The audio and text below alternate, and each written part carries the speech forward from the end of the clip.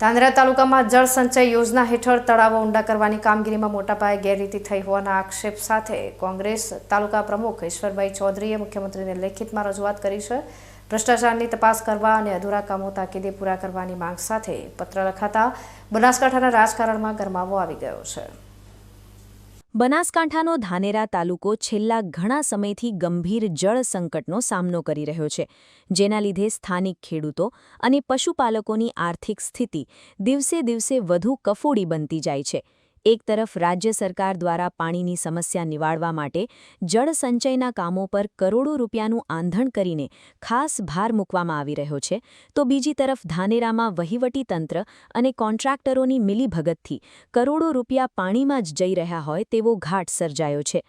ધાનેરા તાલુકામાં છેલ્લા ઘણા વર્ષોથી સિંચાઈ વિભાગ સહિતની અલગ અલગ સરકારી યોજનાઓ હેઠળ ગામડાના તળાવો ઊંડા કરવાની મંજૂરી આપવામાં આવી છે, પરંતુ આક્ષેપ છે કે કાગળ પર જ તળાવો ઊંડા થઈ જાય છે અને મલાઈ ખાવાના ચક્કરમાં જમીની હકીકત બદલાતી જ નથી। ચાલુ વર્ષે પણ વીએસએસએન સંસ્થા અને ધાનેરા ધારાસભ્યની ગ્રાન્ટમાંથી લાખો રૂપિયાના ખર્ચે તળાવો ઊંડા કરવાનું કામ ચાલી રહ્યું છે, પણ તેમાં ભ્રષ્ટાચારની બૂ આવી રહી છે। ખાસ કરીને ધાનેરાના વાસણ, આશિયા અને મગરાવા સહિતના અનેક ગામોમાંથી તળાવ ઊંડા કરવાની કામગીરી અધૂરી છોડી દેવાઈ હોવાની અને વ્યાપક ગેરરીતિ થઈ હોવાની ફરિયાદો ઉઠી છે।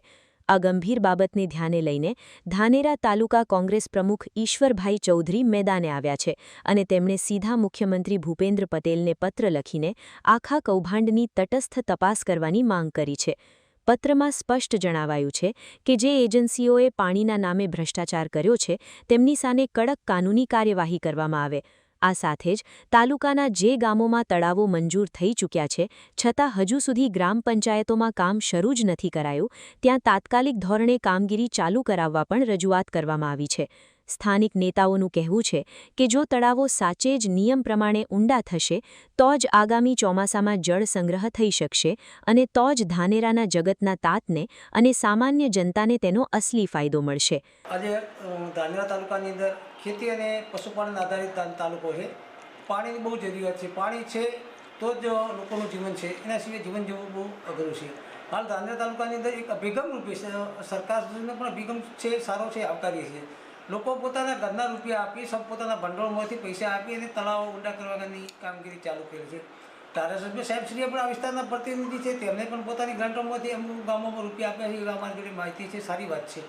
અમુક એજન્સીઓ પણ કામ કરે છે, પણ અહીંના ચૂંટાયેલા પ્રતિનિધિઓ, સરપંચશ્રીઓ અને વિવિધ સામાજિક સંગઠનોને પણ અમને રજૂઆત કરી છે કે અમુક ગામોની અંદર તળાવ ખોદકામની અંદર ઘણી જગ્યાએ ખોદવાના બાકી છે, એજન્સીઓ આવી નથી, ઘણી જગ્યાએ ખોદ્યા છે, તો તેમાં ઘણી જગ્યાએ ભ્રષ્ટાચારના આક્ષેપો પણ થયા છે। આજે મેં માનનીય મુખ્યમંત્રી સાહેબની રજૂઆત કરી છે કે સાહેબ, ધાનેરા તાલુકો પાણીથી ખૂબ વિચલિત છે, ખૂબ તકલીફ છે। આપ શ્રી જલ્દીથી આ તળાવ ખોદાવવા માટે રસ લઈને ધાનેરા તાલુકામાં આપ પ્રયત્ન કરો અને અમને ન્યાય અપાવો।